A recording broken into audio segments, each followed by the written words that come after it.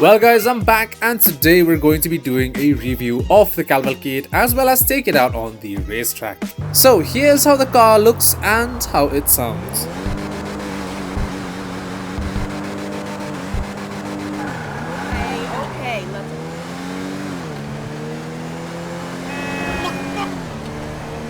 Anyways, moving on to the review of the Calvalcade XL. Honestly, as you can see, this car is an SUV and a pretty big one at that. Actually, it's huge. And at the same time, it is pretty heavy, but it doesn't feel all that heavy. I mean, you notice the weight, but at the same time, you can't really feel the full force of that weight, if that makes sense.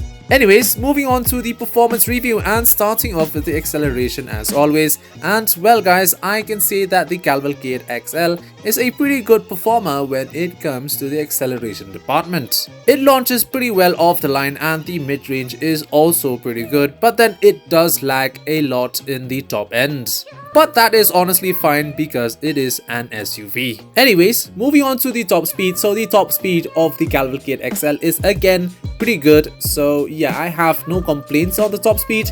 And yeah, I'd say honestly it's pretty average or a little bit above average according to me. Next up, moving on to the handling. So the handling is where the car actually excels. It's pretty good, it's above average according to me. It holds the line pretty well and it does not oversteer or understeer at all, which makes it a very easy car to drive and very friendly to newbies. And not only that, but it can actually hold the line pretty well at high speeds as well, which is not the case for most SUVs. So pretty good when it comes to that. So all in all, I'd say when it comes to the performance, I'd give it a thumbs up because it's really good. It's good in all aspects and it's a very enjoyable car. But one thing that I have noticed is that it does lack a lot of punch when climbing over, let's say, hills or racing over, let's say, maybe a stunt race track. When there are long hills, it does struggle a lot and it has no power at all to push the car over the hills pretty quickly. And hence, that is pretty bad. But apart from that, it is honestly pretty good. And yes, one more thing, it is also actually pretty good at off-roading. It can easily take up the bumps and yeah, climbing over hills is honestly not a problem at all, although at a very slow speed. So don't expect it to climb a hill as fast as maybe let's say the Drogger or the Taurus, but it will definitely climb the hill, just at a lower speed. So now moving on to the conclusion and as well as the track test. But first up with the conclusion, and well guys, my thought on this car is it's actually a pretty good looking car. The performance is up there, it's really nice, and also at the same time it is pretty enjoyable to drive in the city.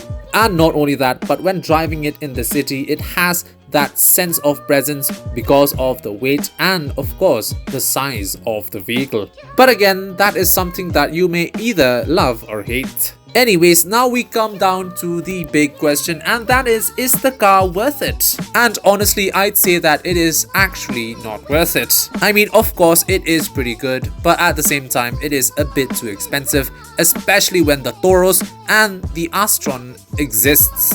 And those two SUVs are better than this at each and every way. So if you are looking for a new SUV to buy in gtaonline, I'd skip this and go for the Taurus or the Astron. And now on to the track test, and well guys, after a few multiple attempts on my racetrack, I have gotten a best time of 3 minutes and 37 seconds, which is honestly pretty good, pretty decent for an SUV. And now on to the drag race, and basically what we do here is we race in a straight line until we finish the race. And well guys, after a few multiple attempts, I have gotten a best time of 36.8 seconds, which is honestly pretty decent for an SUV. And so there you have it, the Calvalcade XL. A pretty good car, but there are just too many competitors that are just better than it at a much lower price and which also perform better. But nonetheless, I'd say if you have a lot of money to spend, it's still a pretty good car to get. And well guys, I guess that is honestly about it for this video. I hope you liked the video guys. Leave a like, leave a comment down in the comment section, and of course do subscribe to the channel. It will really help me out a lot. And with that, I guess I'll see you guys next time.